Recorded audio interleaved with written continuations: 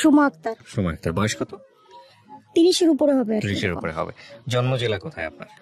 আমি ঢাকা মানিকনগরে জন্মগ্রহণ করছি। আচ্ছা, শুরু করেন আপনার জীবনের গল্প, ছোট করে হলো আমরা একটু জানার চেষ্টা করি। জি প্লিজ। আমার বাবা টিকাতলি চাকরি করতো, ওইখানে প্রেস কোম্পানিতে। তো উনি ছোটকাল থেকে আমরা মানে ঢাকায় জন্ম হয়েছি। আমরা 3 ভাই বোন, বড় ভাই, এরপর আমি আর একটা বোন আছে। আচ্ছা। আর মাকে নিয়ে আমরা ঢাকায় মানিকনগরে থাকতাম। আচ্ছা। তো আমিও মোটামুটি পড়াশোনা করছি, আর ভাইয়াও অনার্স মাস্টার্স করছে, বোনটাও বদরুন্নেসা থেকে অনার্স করছে। জি। তো এই অবস্থা। তো মা মারা গেছে 3 মাস হইলো। নবাবগঞ্জে আমাদের বাড়ি। ওকে ওকে। আপনি ভাই বোনদের মধ্যে কততম? দ্বিতীয়। বড় ভাই আমি, এরপর আমার বোন। ঠিক আছে। এরপর নবাবগঞ্জ আমাদের বাড়ি, ওইখানে আব্বা 5 শতক জমি রাখছে, ওইখানে আমরা ছোটখাটো একটা বাড়ি করছি আর কি। আচ্ছা। সারা জীবন বাবা তো কষ্ট করে আমাদেরকে মোটামুটি নিম্ন মধ্যবিত্ত পরিবার বলা চলে। জি। তারপর এখন ওইখানেই ছিলাম। পরে মা মারা গেছে, আমি, আমার বড় ভাই, আমার বোন, আমরা সবাই ঢাকায় থাকতাম, মানে মগবাজারে থাকতাম। আমি ম্যাট্রিক পাস করছি ডেমরা মাতুল স্কুল থেকে। এরপর এখান থেকে করার পরে আর কিছু দূরে ডিগ্রি কলেজে ভর্তি হয়েছিলাম ইন্টারমিডিয়েট পড়ার জন্য। আচ্ছা। তো ওইখানে পড়ার জন্য ভর্তি হয়েছিলাম। পরে এরপরে একটু দিনের বুঝ চলে আসলো, তখন তো দিন বুঝি নাই, পর্দা করতাম না। তো দিনের বুঝ আসলো পরে আমি বাংলা পড়াশোনা ছেড়ে দিয়ে ভাবলাম যে এখন আর বাংলা পড়াশোনা করে কি করব, মাদ্রাসা ভর্তি হেফজ করার জন্য।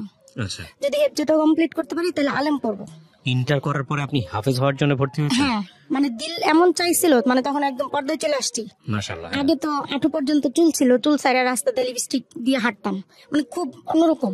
আচ্ছা, মানে পুরো একটা রিভার্স লাইফ বলা যায়। হ্যাঁ, আগেকার তুলনায় একদম ছেলে বন্ধু মেয়ে বন্ধু নিয়ে ঘোরাঘুরি, মানে হাসা তামাশা, মানে যা আছে জীবনে। কেন আপনার এই পরিবর্তনটা হলো? মানে থাকে না যে হঠাৎ করে না দিনের প্রতি মানে একটা ভিতর থেকে যে আল্লাহ ভীরু আসলো ভিতর থেকে। কোনো ঘটনা আছে নাকি এমনিতেই? কোনো ঘটনাই নেই, ঠিক আছে। তো এরকম হওয়ার পরে ওই যে আমার ভাইয়া অনার্স কমপ্লিট করার পরে মানে 3 দিনের সময় লাগাইছিল জামাতে গিয়ে। তো ও আয়সা দিনের কথা বলতে বলতে এরকম আসলো দিনের ভিতরে। তো আসলে পরে বললাম যে না, এখন আর দুনিয়া না আখিরাত। তখন আপনার বিয়ে হয়নি? না না। আচ্ছা। আখিরাত গোছানোর জন্য চেষ্টা করলাম, ভর্তি হইলাম মাদ্রাসায়। তো আমি আর জানি না, আমার বড় ভাই হচ্ছে আপনার দিলুর রোডে চাকরি করে। ওই পাশে আবার ওর বাবা ইলেকট্রনিক্স দোকানে চাকরি করতো। আচ্ছা। তো ওই যে মসজিদে বসে থাকতো, সময় লাগাইতো। তো ওই ভাইয়ার সাথে ওনার একটু চলাফেরা উঠা বসা। আচ্ছা। এরপরে সে এভাবে জানতে পারে যে তার একটা বোন আছে, সানোয়ার ভাইয়ের একটা বোন আছে। তো ওনার মাকে দিয়ে 3 দিনের ওই যে মাস্তুরাত লাগায় না, ওইখানে আমাকে একটু টেকনিক করে নিয়ে আসলো যে ওনার মাকে দেখাবে আমাকে। দেখানোর জন্য তো আমার শাশুড়ি এখানে দেখলো, পরে সে আমার মানে খুবই মানে এই মেয়েই বিয়ে করাবে তার ছেলে দিয়া।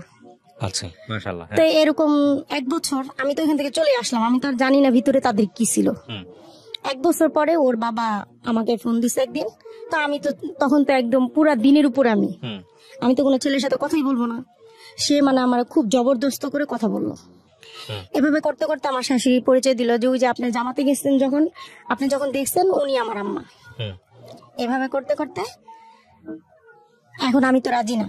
আচ্ছা। রাজি না বলতে ছেলেকে চিনি না, জানি না, একটা অপরিচিত ছেলে বিয়ের প্রস্তাব দিবে, আমি কেন রাজি হব? তাছাড়া আমাদের বাড়ি নবাবগঞ্জে, তাদের বাড়ি শরীয়তপুর, আমি অত ভিন দেশে যাবো না।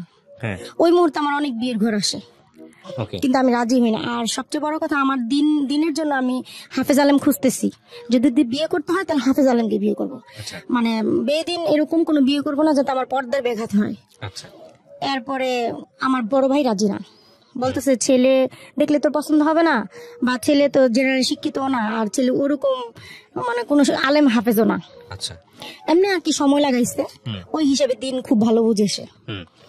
এই তো রাজি না, আমি অনেক জোর জবস্ত করে আর কি ওনাদেরকে রাজি করাইছি, ওই পাঠ শেষ। এরপর রাজি হয়েছে, পরে আমার শাশুড়ি এসে আমাকে দেখতে আসার উদ্দেশ্য করে কাবিন করে চলে গেছে। তার 2 মাস পরে ওনারা আমাকে উঠায় নেয় নাই, বলছে যে অর্থনৈতিক অবস্থা ভালো না, এখন আমি তোমাকে উঠায় নিতে পারবো না। তো আমার বাবা তো একটু অমত ছিল, বাবা চাপাচাপি করে বলতেছে তুমি যদি এখন না যাও তোমার হাজবেন্ডের সাথে, তাহলে এটা নিয়ে আমি ঝামেলা করবো। তো এরকম করার পরে ওর বাবারে বললাম, তা বলে তুমি ঢাকায় চলে আসো আমার কাছে। তখন ভাইয়ার সাথে বাবার সাথে পরামর্শ করেই মানে যা যা লাগে আমার সংসারে টুকিটাকি আম্মার কাছ থেকে বুঝে আমি ঢাকায় চলে আসলাম। মগবাজারে 5,000 টাকা দিয়ে একটা রুম ভাড়া নিলাম। 8,000 টাকা ওর বাবা বেতন। তখন কি করেন আপনার স্বামী? তখন ওই যে ইলেকট্রিক দোকানে চাকরি করে মগবাজারে। তো 5,000 টাকা দিয়ে একটা রুম নিছি। তো সংসারে তো পুরাই অভাব, 8,000 টাকা স্যালারি, 5,000 টাকা ঘর ভাড়া দিলে কি থাকে। খুব কষ্ট করে চলছি ভাই জীবনে 2টা মাস, খুব কষ্ট করে খুদের ভাত খেয়ে এভাবে আর কি সংসার তো তখন নতুন। খুদের ভাত ঢাকা শহরে পাওয়া যায়? হ্যাঁ, খুদের চাল কিনছি। মানে প্রথম যেদিন আমি, আমার বাবার ভাই তো আমার উপরে খুব রাগ, তারা তো দিবে না, তা আমি তো এক তরফ জোর করেই। আপনি তো রাজি ছিলেন না, পরে কেন বিয়ে করলেন? না, রাজি পরবর্তীতে হয়েছি যখন নিকোর বাবা বলছে দেখো আমি দিনের উপর আসছি, আলেম পড়ছে। আবার অন্যান্য মানুষের কাছে খোঁজ নিছি, যারা মগবাজারে ছিল পরিচিত সাথী ভাইরা ছিল, এদের কাছে খোঁজ নেওয়ার পরে তারা বলতেছে না, আল ইসলাম ভাই তো খুবই ভালো, 12 বছর ধরে দিনের উপর আছে। তো আমার মনে এটাই অনুভূতি হয়েছে, ছেলে যত অসুন্দর হোক, টাকা পয়সা কিছু না থাকুক, আমি দিন তো পাবো দুনিয়াতে, যেটা ফিকির করতেছিলাম। ওকে, এই জন্য এ হলো। তো কষ্ট করছি, শুরুতে কষ্ট করছি। 2 মাস পরে দেখি হঠাৎ করে অসুস্থ হয়ে গেলাম, জ্বর আসতো, কিছু খাইতে পারতাম না, বমি টমি করতাম। তো পাশের রুমে এক আপু ছিল, উনি বললো আপু আপনি একটা টেস্ট করেন। ঘরে সকালবেলা টেস্ট করলাম, পরে দেখলাম পজিটিভ। মানে আপনি কনসিভ করেছেন? হ্যাঁ, 2 মাস পরে, বিয়ের 2 মাস পরে। ওকে। তো ওর বাবাও খুবই খুশি, আমিও খুবই খুশি। তো খুশি হওয়ার পরে বেশিরভাগ সময় শুয়েই থাকতাম, মানে শরীর প্রচন্ড অসুস্থ, পানিটা পর্যন্ত খাইতে পারতাম না। শুয়ে থাকতে থাকতে অসুস্থ হইতে হইতে হইতে 6 মাস চলে গেল যখন। এখন কথা উঠছে কি, এখানে বলে নেই, আমার খালা শাশুড়ি আর কি, ওনারা থাকে বাংলা মোটর, উনাদের কাছে এই যে আমার হাজবেন্ড মাঝে মাঝে যায়, দূর সম্পর্কের খালা শাশুড়ি। তো যাই পরে উনাদের কাছে নাকি একজন দায় আছে, দায় বলতে ওই যে গ্রামগঞ্জে যে মহিলারা দায়ী, হ্যাঁ এটা, উনাদের নাকি 2-3টা বাচ্চা ডেলিভারি করাইছে। তো উনি আমার হাজবেন্ডকে পরামর্শ দিতেছে যে এরকম আছে, তো তোর বউরে নিস না মেডিকেলে, মানে বাসায় চেষ্টা কর, যদি নর্মালে না হয় তখন তুমি ছেড়েই দিবে, যে দায়টা আছে, নর্মালে না হলে দায়টা ছেড়ে দিবে। আর ওর বাবারে পরামর্শ দিছে কি, যে অনেক টাকা পয়সা লাগবে, ওই মুহূর্তে আমাদের হাতে তেমন কোনো টাকা পয়সাও নাই, অভাবের সংসার, আবার খাস পর্দা করি, ওই মুহূর্তে আমিও খুবই দিনের ভিতরে চলে আসছি। মানে আপনাকে বলছে যে পর্দাহানি হইতে পারে, পর্দাহানি হবে, তারপরে সিজার করে ফেলবে মেডিকেলে নিলে টাকার জন্য, বিভিন্ন ধরনের কথা বলে ওর বাবার মাথাটা হ্যাং করে দিছে একদম। এখন ওর বাবা এসে আমার সাথে বলতেছে, মারজান, আমার আরেক নাম মারজান, মারজান আমি তোমারে নিব না মেডিকেলে, কিন্তু না আমি যাবই, কারণ আমার এমনিতেই লো প্রেশার। আপনার রিস্ক মনে হচ্ছিল? হ্যাঁ, আমার এমনিতেই লো প্রেশার, আমি বাসায় কেন থাকবো। তো বলতেছে যে না দেখো এরকম এরকম বুঝাইছে। তো এইগুলো নিয়ে আর কি অনেক তর্ক বিতর্ক হয়েছে আমাদের ভিতরে 6 মাস। তো যখন দেখলাম হাজবেন্ডকে কোনোভাবে বুঝাইতে পারলাম না, এখন আমার কথা সে যেটাতে খায়ার মনে করে, আর আমি দেখি কি হয়, পরবর্তীতে বুঝবো না বিষয়টা। সেই অন্তিম সময় আসলো আমার তাওহিদ, এরপরে যেদিন ডেট দিছে অক্টোবরের 4 তারিখে ডেট। আপনি কি পড়াশোনা করতেন? না, আমি তো পড়াশোনা সে আরো আগেই ছেড়ে দিছি। না, কিন্তু এই যে মাদ্রাসায় ভর্তি হওয়ার কথা ছিল, মাদ্রাসায় ভর্তি হয়েছিলাম, ওই যে বিয়ে হওয়ার পরে যখন অসুস্থ হয়ে গেলাম তখন আর সব বন্ধ একদম। এরপরে ডেট দিল আপনার? অক্টোবরের 4 তারিখে ডেট দিল। ডেট দেওয়ার পরে আমি তো তখন ওই মুহূর্তে আমার কোনো অভিজ্ঞতা নাই। ইন দ্য মিনটাইম আপনি কি ডাক্তারের কাছে গেছেন, চেকআপ করিয়েছেন, আলট্রাসাউন্ড করেছেন? আলট্রাসোনোগ্রাম একদম, যখন নাকি বললাম না আপনাকে যে 6 সপ্তাহ যখন আমি অসুস্থ হইলাম, ওই যে পজিটিভ আসলো, তারপরের দিনে আমি ওইখানে আবার একটা মানে মাতৃসদন আছে মেডিকেল, ওখানে গেলাম। যাওয়ার পরে ওনারা বললো 6 সপ্তাহ আপনার, একদম সরাসরি মানে আলট্রাসোনোগ্রাম করতেছে, আর আপু আমাকে বলতেছে আপনার কিন্তু ছেলে বাবু হবে 6 সপ্তাহ। ওকে। তখন মানে আমি এত খুশি হয়েছিলাম, আমার ছেলেকে তো আমি হইলে পরে বোঝ হইলেই হেফজ করাই দিব, ছোট বয়সে হেফজ করাই দিব, বড় আলেম বানাবো, মুফতি বানাবো। আমার ছেলে তো মুহাদ্দিস হয়ে আছে, আপনি গান, যেটা আমি হইতে পারি নাই। শুনি গল্পটা একটু। হ্যাঁ, তারপর কি হয়েছে? তারপর অনেক খুশি, মারাত্মক খুশি একদম। এখন তো প্রহর তো গুনি, আর ওই যে ডেট তো চলে আসলো। ডেট আসার পরে আমার শ্বশুর শাশুড়ি, এখানে আরেকটু আমি বলিনি, না বললে সমস্যা, আমার শ্বশুর শাশুড়ির বাড়িতে ওই ধরনের ওইভাবে কোনো পর্দা নাই, পর্দার সিস্টেম নেই। তো ওনারা আমাকে বারবার বলতেছে গ্রামে আসো, ওর বাবারা বলতেছে গ্রামে পাঠাই দাও। তখন ওর বাবা বলতেছে দেখো বাড়িতে একে তো পর্দার সমস্যা, দ্বিতীয়ত আমি ঢাকায় থাকি, বউটারে যে গ্রামে পাঠাবো ও তো সারা জীবন ঢাকায় থাকছে, ওইখানে চরে গিয়ে ও অ্যাডজাস্ট করতে পারবো না। যদিও আমি কোনো ধনীর ঘরের সন্তান না, কিন্তু ওইখানকার পরিবেশটা একটু অন্যরকম। আচ্ছা, এরপরে তোমার ওইখানে মেডিকেল দূরে, আমার বউ যখন অসুস্থ হয়ে পড়বো তোমরা মেডিকেলে নিতে চাইবা, ঝামেলা আছে, এগুলো চিন্তা করে সে আমাকে এখানে পাঠায়। কিন্তু আমার শাশুড়িকে বারবার বলতেছিল ফোন করে, মা আপনি 1 মাস আগে হইলো আসেন আমার বউর কাছে, কারণ আপনার বংশের প্রথম নাতি, এটা 4 ছেলের ভিতরে আপনি আসেন, আমার শাশুড়ি আসবে না। তার ওই যে মেয়ে আছে, মেয়ের ঘরের নাতি আছে, ওনার হাজবেন্ড বাইরে থাকে, সে আসবে না। মানে সে জিদ ধরে বসলো, তোর বউরে যদি গ্রামে পাঠা, নাহলে আমি যাবো না এখানে। আচ্ছা আচ্ছা, তো আমি ঘরে একা। আমার মা হচ্ছে ঢাকায় আমাদের জন্ম, সেটা তো বলছি আমি। আমার মা কিন্তু আমাদের ছোট ভাই বোনদেরকে মানুষ করছে, পড়াশোনা করাইছে, বাজার ব্যাংক মানে এভরিথিং আমার মা করছে। সে খুব বুদ্ধিমান মহিলা ছিল। তো যখন আমার মার 25 বছর ডায়াবেটিস, আজকে হার্টের রোগ, হাই প্রেশার, আমার মার ব্রেনটা এমন হয়েছে, ডক্টর বলছে ওনার ব্রেনে যে টিস্যু ওটা শুকায় গেছে, স্মৃতিশক্তি ধরে রাখতে পারে না। তো আমার মা ঢাকায় আসছিল ভাইয়ার বাসায়। তো আমার যখন এরকম হালকা হালকা পেন, অসুস্থ, আম্মাকে আবার আমার কাছে একদিন আগে পাঠাই দিছে ভাইয়া, বলছে মারজানের কাছে তুমি চলে যাও। মা ছিল ওইখানে উপস্থিত। আগের দিন রাত্রে আমার বোনটা ওই যে সায়েন্সের স্টুডেন্ট, ও তো সবই বুঝে এই সম্পর্কে। ও বলছে কি, আপু তোমার কোনো সমস্যা হলে আমাকে সাথে সাথে ফোন দিবা, আমি চলে আসুন। ভাইয়া আমাকে 4 দিন আগে মানে 4 তারিখে ডেট ছিল, 4-5 দিন আগে আল্ট্রাসোনোগ্রাম করছি। ডক্টর বলছে একদম নর্মাল, আপনার কোনো সমস্যা নেই, আপনার বাচ্চা সুস্থ। আপনি 4 দিন পরে আপনার ডেট। ভাইয়া আমার 4 দিন আগে বললো 10,000 টাকা উঠাই না ঘরে রাখছি তোর জন্য, যেদিন পেন আসবে আমার ফোন দিবি, মেডিকেলে যাবি, তো 10,000 টাকা তোরে দিব, এরপরে লাগলে পরেরটা পরে দেখুন। এখন রাত্রে হঠাৎ করে হালকা হালকা পেন আসে আমার, আমি তো বুঝতে পারি না, ওর বাবাও বুঝে না। রাত্রে ওই মহিলাদেরকে ফোন দিছে ওর বাবা। মারজানের তো এই অবস্থা। দাত্রী মারজানের তো এই অবস্থা। ভালো কথা, এখন তারা আসছে, মানে সকালে আসছে। আমি তো বুঝি নাই যে এই পেন 4 দিনও থাকতে পারে, 5 দিনও থাকতে পারে। এখন তো আমার আরেকটা সেকেন্ড বেবি হয়েছে, এখন আমি বুঝি বিষয়গুলো কি। তো তারা আসলো, পরে আমাকে একটু চেক করলো, চেক করে ওর বাবাকে বললো, আর বাবা বললো কি অবস্থা বলেন তোর? বলে হ্যাঁ আজকেই হয়ে যাবে, নর্মালি হয়ে যাবে, কোনো সমস্যা নাই, আপনি পাশের ঘরে চলে যান আর আমরা এখানে। তো একজন ধাত্রী, তার বয়স 35-40, আর একজন নার্স, তার বয়স 25 বা 30 এরকম হবে, তারা 2 জন। আর ঘরে আমার আম্মা। মা তো দাঁড়ায় রয়েছে, আমি কান্না করতেছি, মা আমাকে দেখতেছে, ধরতেছে। শুরু থেকে বলি, আমাকে সে করলো কি, প্রথমে 2টা ট্যাবলেট খাওয়াই দিল। ট্যাবলেট আমি জানি না যে কি ট্যাবলেট খাওয়াইছে, খাওয়াই দিল। এবং আগেই বলছিল একটা নারকেল তেলের বোতল আইনা রাখতে, সেটা আইনা রাখছি 1 বোতল। আচ্ছা, এরপরে ট্যাবলেট খাওয়াই দেওয়ার পরে সে আমাকে একটা ইঞ্জেকশন দিয়ে দিল। ইঞ্জেকশন দেয় তারা? আচ্ছা, ইঞ্জেকশন দিয়ে দিল। পরে 1 ঘন্টার মধ্যে আমার এমন অবস্থা হইলো, মানে ব্যথায় আমি তখন আর মানে ঘরে থাকতে পারতেছিলাম। ওকে, মানে পেইন বাড়ানোর জন্য পেইন। আচ্ছা হ্যাঁ, ইঞ্জেকশনটা দিয়ে দিছে। একটু পরে আমার হাজবেন্ডকে আমি ডাকাইছি, আমার আম্মাকে দিয়া আসছে। পরে মানে ব্যথা সহ্য করতে না পারে ওরে আমি জড়াই ধরছি রুমের ভিতরে। এখন বলে কি, মারজানা মানুষ সারা দাও, ওইখান তো সবাই আছে, ওনারা 2 জন আছে, আম্মা আছে, আমি ওই রুমে থাকি, তুমি থাকো। ও চলে গেল পরে এই যে তারা দরজা বন্ধ করলো, আমার ওইখানে আমার হাজবেন্ড পাশের রুমে নামাজ পড়তেছিল। তো মাও দাঁড়ায় রয়েছে, আমি কান্না করতেছি। মানে তখন মানে যখন এরকম 1 ঘন্টা পরে এই অবস্থা, 2 ঘন্টা, 3 ঘন্টা, 4 ঘন্টা বেবি আসে না। ওরা করতেছে কি, আমি রুমের মধ্যে মানে হাঁটা চলাফেরা করতেছি, আর ওরা আমাকে আধা ঘন্টা অন্তর অন্তর শুয়াই দিতেছে, শুয়াইয়া মানে ট্রাই করতেছে, ওর মাথা ধরে টানতেছে তারা। আচ্ছা, যখন নাকি 4 ঘন্টা হয়ে গেল, আমি লুকাবো না, আজকে কিছু লুকানোর এখানে কিছু নেই, আমার সন্তান চলে গেছে দুনিয়ার থেকে। মা বাবা ভাই বোন পৃথিবীর সবাই জানে এই ঘটনা। আমার প্রস্রাব, পায়খানা, বমি সমস্ত কিছু আমার দেহ থেকে বের হয়ে গেছে। এরপরে 5 ঘন্টা হয়ে গেল, তারা আমাকে ছাড়ে না। আমি শুইতে পারি না, শুইলে মনে হয় কি বাচ্চা আমার উপরে উঠে যাচ্ছে। তার মানে কি, সময়ের আগে তারা আমাকে ব্যথার ওষুধ খাওয়াই দিছে, এখন বাচ্চা নিচে আর নামতেছে না, উপরের দিকে উঠে যাচ্ছে।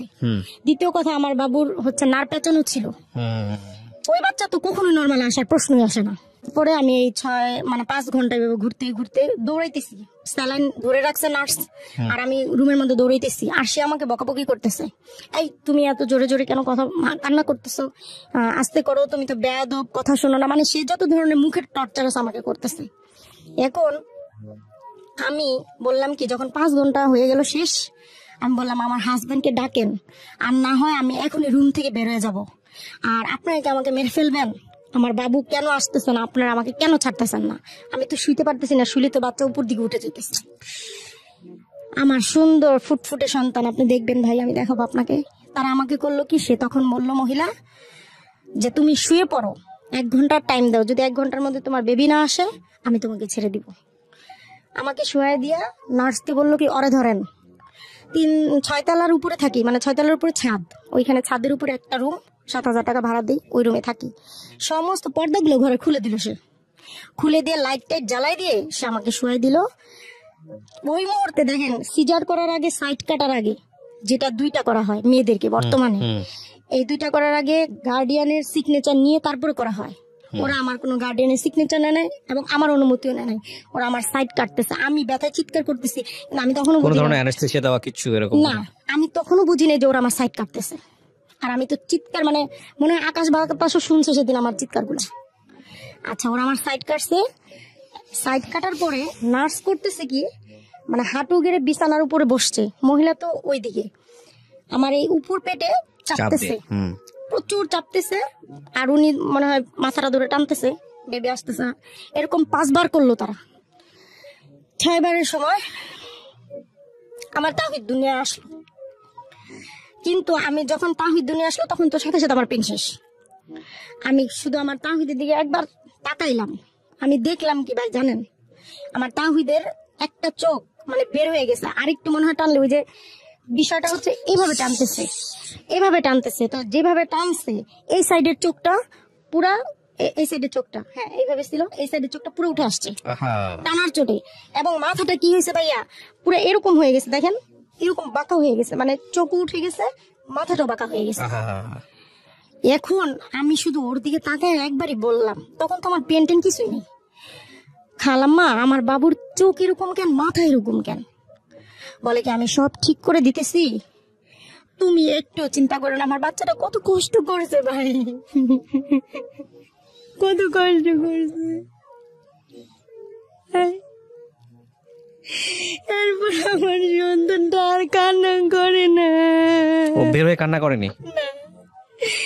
দেখলাম কেউ গলার মধ্যে নার পেঁচানো। গ্রামের মানুষেরা বলেন নারী পোতা সন্তান, এটা আমার মা আমাকে হওয়ার পরে বলছে, গ্রামের সবাই বলছে নারী পোতা সন্তানরা অনেক ভাগ্যবান হয় দুনিয়া, এটা মুরব্বীরা বলে থাকে। আমার সন্তানটার এই অবস্থা। তারপর তারা, মহিলা আমাকে এই কথা বলার পরে সে নিয়ে নাটটার কেটে, আমি তো তাকাই আছি দেখি কি করতেছে, আর বারবার বলতেছি খালাম্মা আমার বাবু কেন কান্না করতেছে না। আম্মু তো দাঁড়ায় আছে, চুপ করে কিছু বলে না। মারে বললো কি চুলায় গরম পানি দেন, গরম পানিটা একটু কুসুম গরম হলো, নিয়ে আসলো হাঁড়িটা, ওইখানে শুধু ছেক দিতেছে আর তাহিদের চোখের মধ্যে এইভাবে চাপ দিতেছে, দিয়া চোখটা বসায় দিল, মাথার মধ্যে চাপ দিয়া মাথাটা একটু ঢুকাই দিল ভিতর দিকে। এবং আমার বাবু কান্না করতেছে না 1/2 ঘন্টা। বাচ্চা হওয়ার জন্মের 3 মিনিটের মধ্যে কান্না করতে হয়, কান্না না করলে ব্রেন অক্সিজেন পৌঁছে না, সেই ব্রেন আস্তে করে ড্যামেজ হতে থাকে।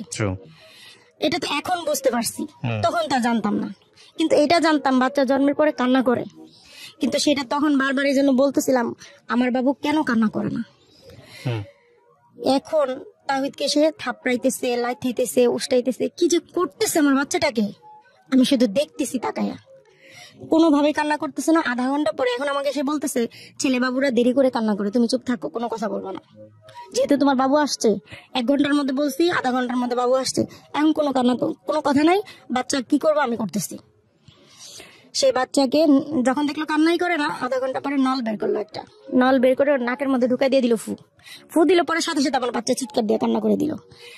বিষয়টা হয়েছে যখন আমি ঢাকা মেডিকেল নিচ্ছি, এখানে বলে নেই, ঢাকা মেডিকেল গেছি, ওরা স্যার ডক্টর বলতেছে, কিন্তু এই কান্নার এক্সপ্লেনেশন আপনি পরে বুঝছেন জিনিসটা, তাই বলতে যাচ্ছেন। হ্যাঁ বলেন, স্টেপ বাই স্টেপ বলেন, তারপরে কি হয়েছে? আচ্ছা, এরপরে কান্না করলো, পরে সে আমাকে বলতেছে বাচ্চাটা তো একটু মানে অসুস্থ বোধ মনে হইতেছে, তুমি ওরে নিয়ে একটু মেডিকেলে গিয়ে অক্সিজেনের ব্যবস্থা করো।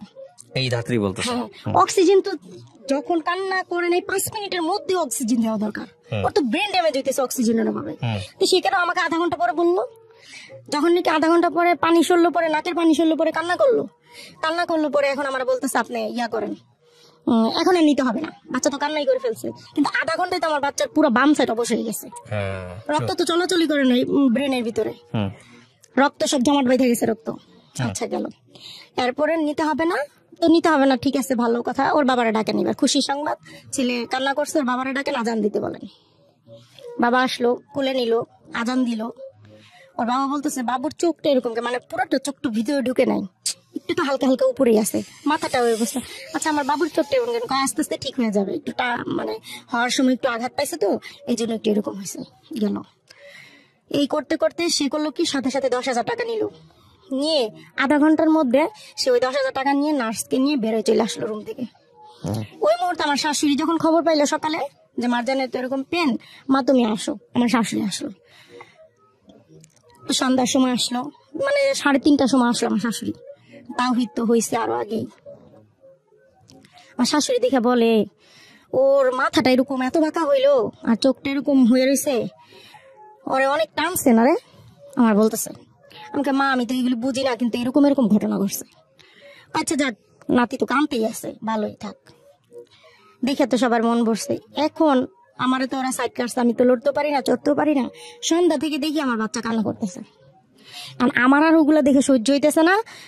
আমি ওই সময় আমি কিভাবে একটা বাচ্চা কুলি করে নিয়ে বসে থাকি।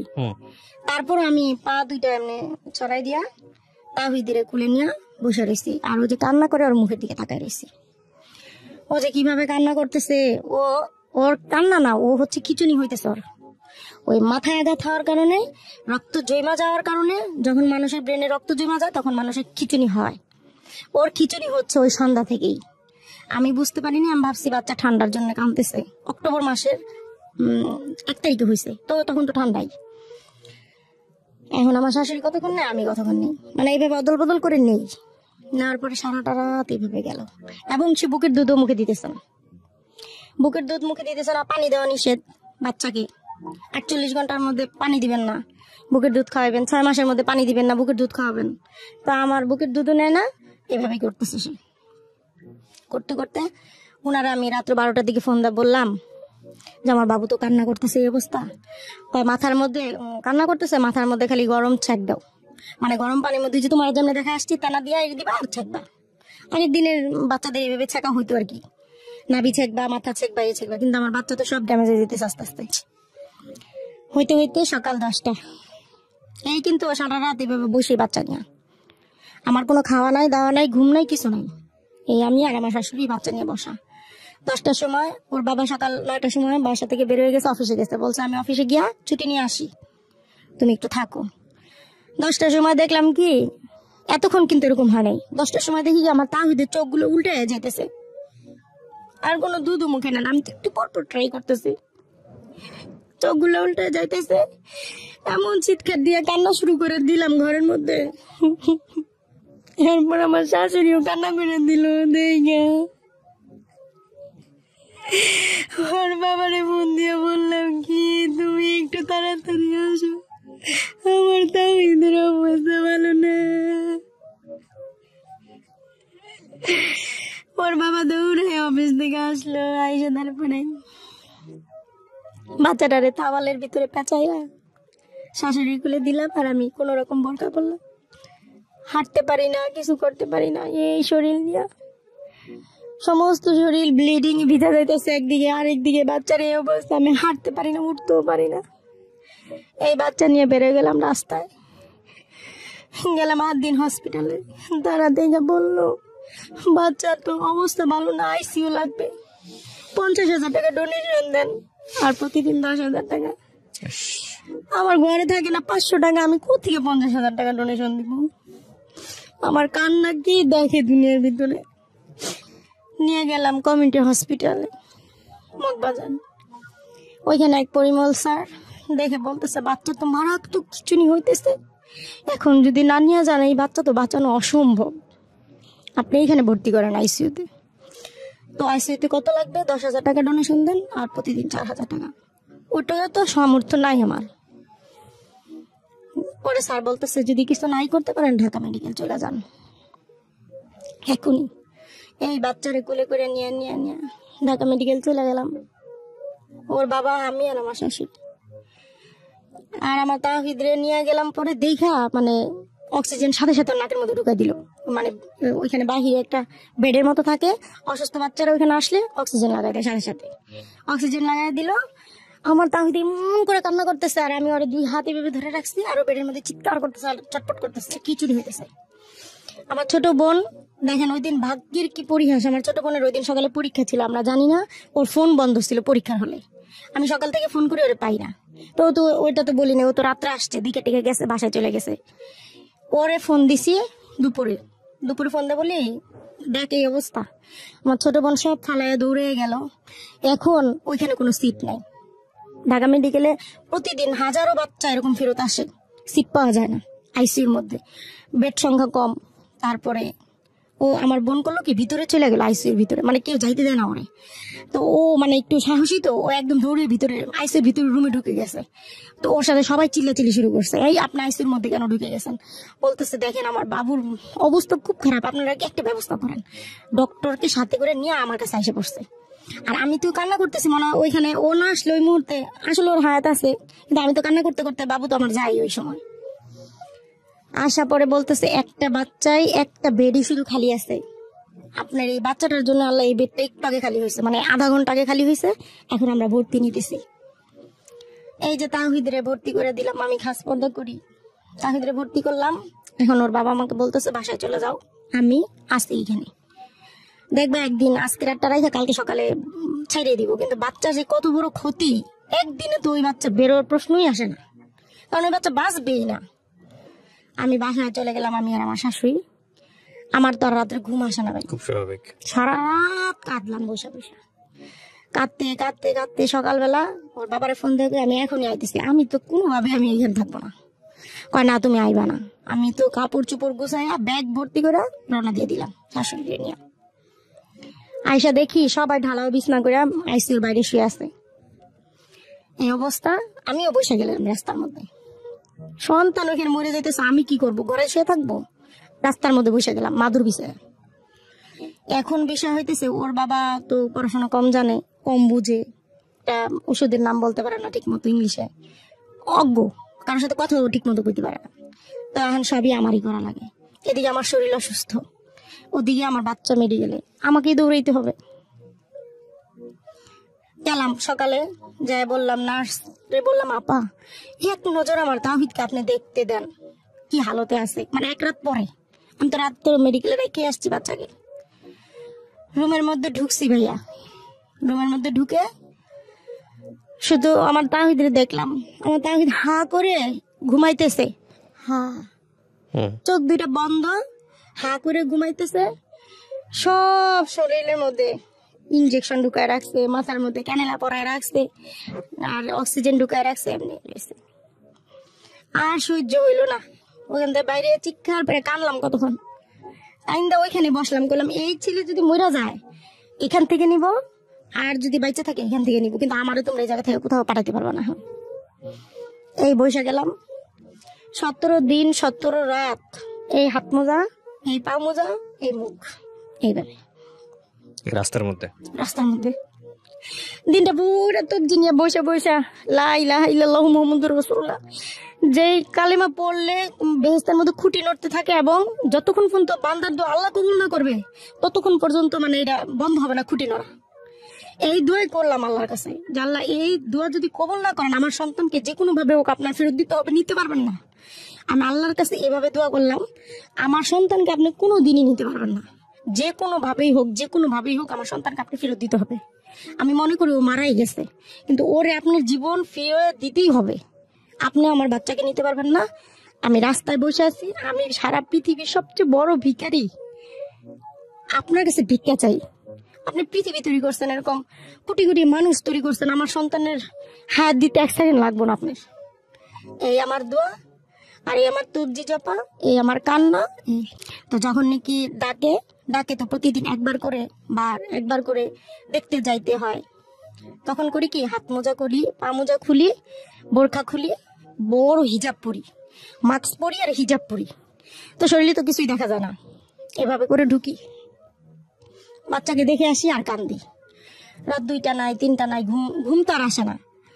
আর একটা কথা হইতেছে, আমি দেখলাম বেডের উপরে বাচ্চাদেরকে শোয়া রাখে, মানে যখন ইঞ্জেকশন দিতে হয় ওরা মনে হয় সারাদিনে 2-1 বার বাচ্চাটাকে মানে সচেতন করে, অচেতন অবস্থা থেকে সচেতন করে। তো আমি একদিন দেখতেছি বাচ্চা একজন ধরে রাখছে, আরেকজন ইঞ্জেকশন পুশ করতেছে, বাচ্চা চিৎকার করতেছে, ছোট বাচ্চা না। তো এই 17 দিন আমার বাচ্চা বুকের দুধ খায় নাই, পানি খায় নাই, কিছু খায় নাই, শুধু অক্সিজেনের উপরে।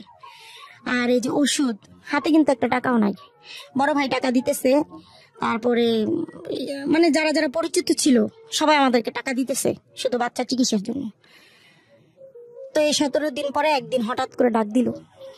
এই 17 দিনে যে কত বাচ্চা আমার সামনে মারা গেছে আর আমি কান্না করে দেখলাম। একদিন হঠাৎ ডাক দিল, ডাক দিয়ে বলতেছে 19 নম্বর বেডের বাচ্চাটা তো সুস্থ হয়ে গেছে। জানতো আপনার বাচ্চাকে, হ্যাঁ জানতো বাচ্চাটাকে একটু দেখেন তো পারেন কিনা বুকের দুধ খাওয়াইতে। যাই দেখি আমার তাহিদ তাকায় আছে, নাড়াচাড়া করতেছে। আমার যে কি খুশি লাগলো। আমি বললাম কি আল্লাহ তুমি আমার দোয়া কবুল করছো, এখন তো আমার সন্তানকে আমি ঠিকই নিয়ে যাব। তো বুকের দুধ খাওয়ানো শুরু করলাম, ট্রাই করলাম, দেখি খাইতেছে না, মানে হইতেছে ওর। বললো কি দুপুরে আবার আসেন, মানে বুকের দুধ যদি ওরা টেনে না খাইতে পারে তাহলে ওই বাচ্চা আইসিইউ থেকে বের করবে না তারা। আচ্ছা। তো দুপুরে আবার গেলাম, তো দেখতেছি যে মানে খাইতেছে মাশাআল্লাহ, একদম সুস্থ বাচ্চাদের মতো খাইতেছে। তো আমি বললাম পরে নার্সকে, সে নার্স বলতেছে যে এখন আপনার বাচ্চাকে নিয়ে যাইতে পারেন, সন্ধ্যার সময় আপনি আসবেন আবার। তো সন্ধ্যার সময় আমি আবার গেছি, যে সন্ধ্যার সময় তো আমি গুছাই ফেলছি ব্যাগ ট্যাগ, সন্ধ্যার সময় বাবুকে নিয়ে আসবো। তো তারা বলতেছে আপনার বাচ্চার টেম্পারেচার বাইরে গেছে শরীরের, মানে জ্বর উঠছে শরীরে একটু, ওই যে হঠাৎ করে মনে হয় দুধ খাইছে না, এই জন্য মানে শরীরে টেম্পারেচারটা বাইরে গেছে ওর। আপনি এখন বাচ্চাকে নিতে পারবেন না, কালকে কালকে কালকে পর্যন্ত ওয়েট করতে হবে। আবার অশান্তি আমার শুরু হয়ে গেল। আমি তো ওইখানে ওই যে মসজিদ আছে মহিলাদের নামাজ পড়ার জায়গা, ওইখানে গিয়ে এই যে কান্নাকাটি, আমার কান্না দেখে যত মসজিদের ভিতরে মহিলারা ছিল নামাজের জন্য সবাই আমারে ঘিরে ধরছে, এবং মানে ওই জায়গায় ওই অবস্থা। ওইখানে 2 ঘন্টা থাকলাম, ওর বাবা আমারে খুঁজতে খুঁজতে নিয়ে আসলো খোঁজা থেকে। আয়া বলতেছে ধৈর্য ধরো। সে রাত আর ঘুমাই না, সকালবেলা আয়া এসে বলতেছে কি মারজান তোর ছেলে সুস্থ হয়েছে, যা ছেলে নিয়ে বাসা যাইবার। খুশিতে রাস্তায় বের হইয়া একদম 2-3 হাজার টাকা সব কিনলাম, বাচ্চার পোশাক মশারি কি কি লাগবে এগুলা কিনা, তারপরে গিয়ে বাচ্চাকে পড়ায়া টড়ায়া, কোনো পুরান জিনিস আর থাকবে না তার শরীরে, সুন্দর একদম পড়ায়া টড়ায়া তারপরে নিয়ে গেলাম। পরে ভাইয়া বললো কি 17 দিন তোর রুম তালা দেওয়া ছিল, নোংরা হয়ে আছে রুম, বাচ্চা নিয়ে আমার বাসা আয়, আমার কাছে থাকে এক রাত, তোর হাজবেন্ড আর তোর শাশুড়ির বাসা পাঠাই দে, রুম পরিষ্কার করবে, তারপরে দিন তুই যাবি বাবু নিয়ে এখান থেকে।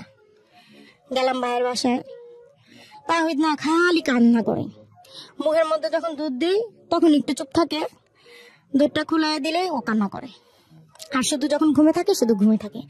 ওই যে ওর ব্রেনে যন্ত্রণা হইতেছে মাথার মধ্যে। এই যে পরে তারপর দিন বাসায় নিয়ে আসলাম, ওষুধ মাসে 8,000 টাকার ওষুধ লাগতো, আর থেরাপি ওগুলো তো দিতে পারতাম না। ব্রেন ওই ঠিক করার জন্য থেরাপি দিতে হতো। ব্রেন ঠিক বলতে এমআরআই সিটি স্ক্যান করছি, তখন বলছে ব্রেনের এক সাইড অবশ হয়ে গেছে, ওর হচ্ছে খিচুনির জন্য কন্টিনিউ ওষুধ লাগবে, হয় এই ওষুধে কোনো একদিন খিচুনি বন্ধ হবে অথবা সারা জীবন থাকবে। তো মাসে 8,000 টাকার ওষুধ ব্যথায় দিছিল ওইটা। আর দ্বিতীয় হচ্ছে থেরাপির কথা বলছিল, আমি থেরাপি দিতে পারতাম না, কারণ টোটাল খরচ নিয়ে 20-25-30 হাজার টাকার মতো মাসে যাইতো, তো ওইটা তো আমার পক্ষে সম্ভব না। কিন্তু এই 8,000 টাকার জন্য মানুষের কাছে ধার বাকি হাত পাতা ভিক্ষা করা A to Z করছি, আপনার কাছে আসার অনেক চেষ্টা করছি, আমি ব্যর্থ, আপনাকে অনেকবার ইনবক্সে মেসেজ করছি, হয় নাই কোনো কিছু। তো যাই হোক, ওই দিন ওষুধ ছিল না, মানে দেখা গেছে কি 2-3 দিন গ্যাপ হয়ে যেত ওষুধ আনতে, টাকা নাই। ওর বাবা মাসে 17-18 হাজার টাকা কামায় বা 16 হাজার টাকা কামায়, মানে এভারেজ এরকম। তা আমি ঘর ভাড়া দেই, আরেকটা বেবি আসলো, তুই জামার ছোট আরেকটা বেবি আছে 2 বছরের, তাইলে আমি ওরে খাওয়াবো না, ওর ওষুধ খাওয়াবো না, সংসার চালাবো। ও বেঁচে ছিল কত বছর? 3 বছর। 3 বছর পর্যন্ত বেঁচে ছিল? এই 3 বছরে ও কি কথাবার্তা বলতো নাকি অটিস্টিক হয়ে মা গিয়েছে? মা গু গু সব মা গু। আচ্ছা, যখন ক্ষুধা লাগতো কান্না করতো, তো আমি কোলে নিতাম, খাওয়াইতাম, কান্না বন্ধ হয়ে যেত। আপনার এই এখন যে বাচ্চাটা আছে, বাচ্চার বয়স কত? এই বাচ্চার বয়স 2 বছর।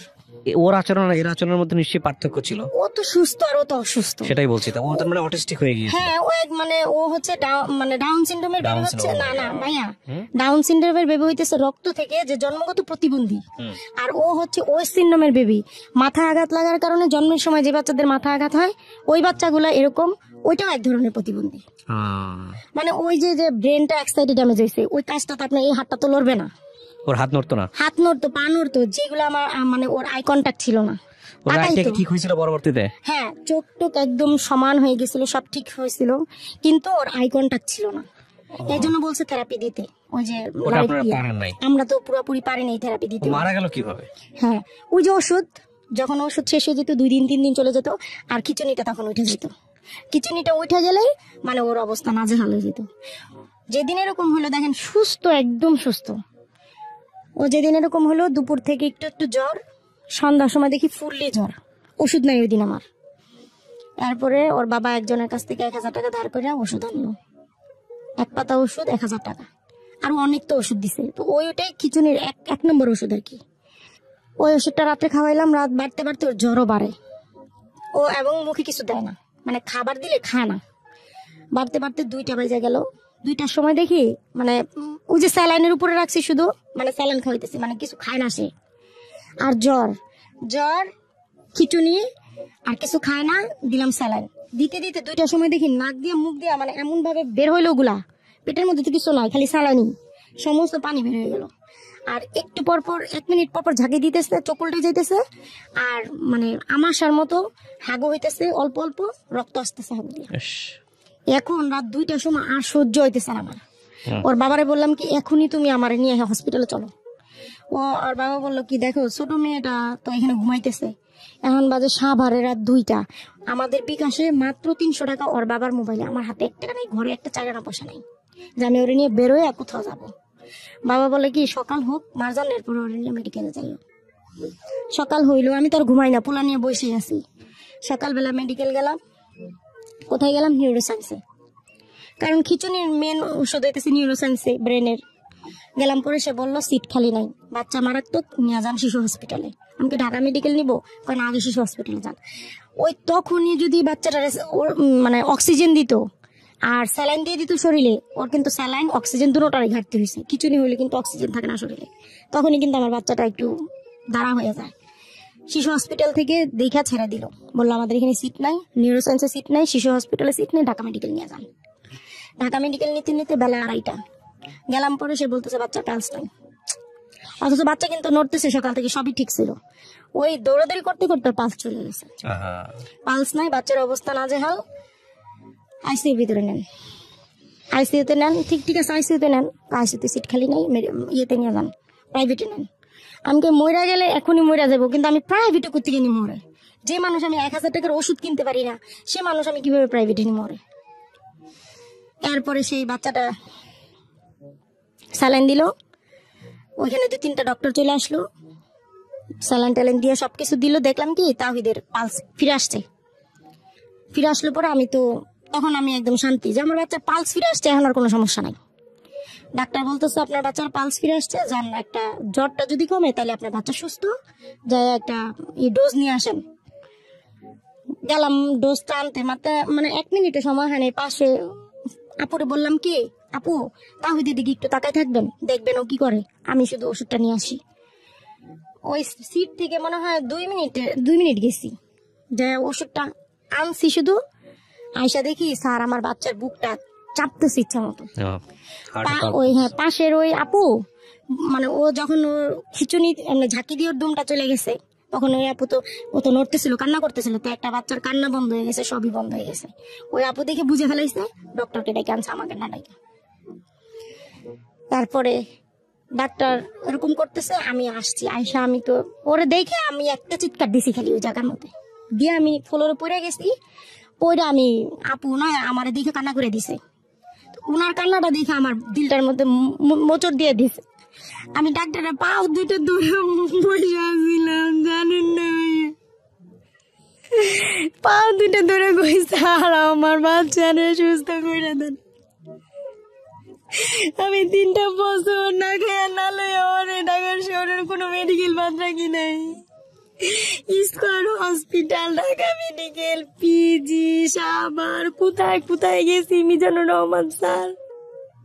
মাসে 8,000 টাকার ওষুধ খাইছি, ঘরে খাবার ছিল না, মানুষের কাছে দাঁড়িয়ে দাঁড়িয়ে ভিক্ষা করে বেড়াইছি আমি। আমার এত সুন্দর সন্তান দুনিয়া থেকে চলে গেছে। ওই সময় মারা যায়।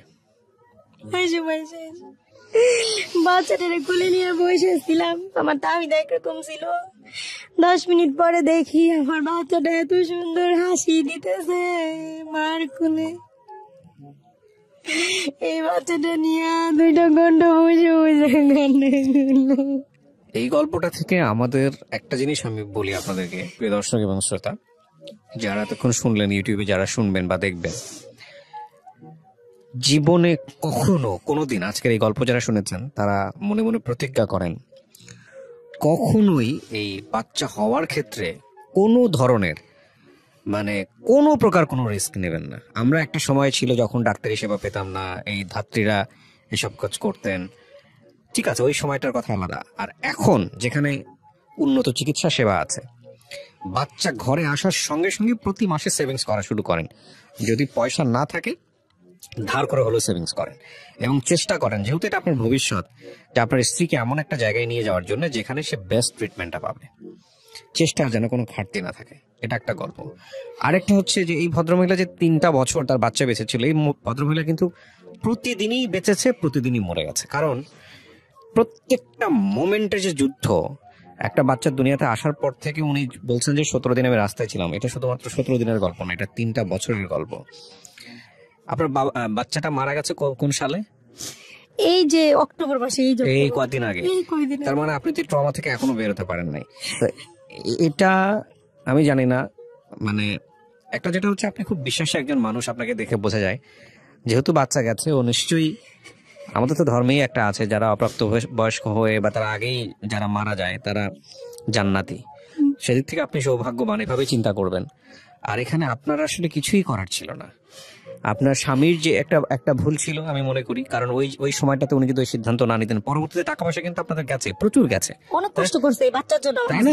তো ওই সময়টাতে ওই সিদ্ধান্তটা যদি না নিত, তাহলে জীবনটা হয়তো বা আল্লাহ ভালো জানেন এভাবেই হয়তো ভাগ্যে লেখা ছিল, বলাটা খুব মুশকিল।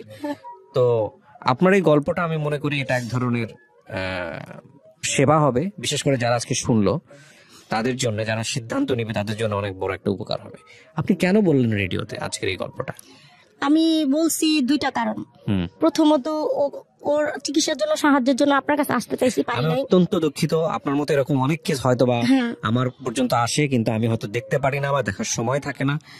আর আমি আসলে অনেকটা লম্বা সময়, আজকে আপনি মন খুলে বললেন, আমিও বললাম, আমি খুব মনোযোগ দিয়ে আপনার গল্পটা শুনেছি। অনেকদিন পর একটা গল্প আমার হৃদয়টাকে খুব এফোর করে দিল। আমি মানে বলার কোনো অপেক্ষা নাই। আমার একটা অনুষ্ঠান, আমার 3-4টা অনুষ্ঠান করতে হয়, social media plus radio plus television, অনেক কিছু মিলিয়ে আমার আসলে দম ফেলার সময় না, এরকম একটা জীবনযাপন করি আমি। আমার হাজার হাজার টেক্সট, সেখান থেকে আমি আসলে আপনার টেক্সট আমার চোখে পড়ে নাই। তবে এরকম গল্পটা যদি আমার সামনে আসতো, আমি জানি না, আমি নিশ্চয়ই হয়তো চেষ্টা করতাম। আমি অনেকদিন যাবত এই হেল্পিং এপিসোডগুলো করার সুযোগ পাই না, অনেকদিন যাবত, প্রায় 6 মাস 1 বছর যাবত বলা চলে। তো বাট আমার আসলে মানে সরি বলা ছাড়া এখানে আসলে কিছু করা নাই। আমারই দোষ, কারণ আমি আপনার সাথে ওইভাবে কন্টাক্ট করতে পারিনি। যেমন আপনাকে ইমেইলে আমার পাঠানো দরকার ছিল, আমি সেটা করি নাই।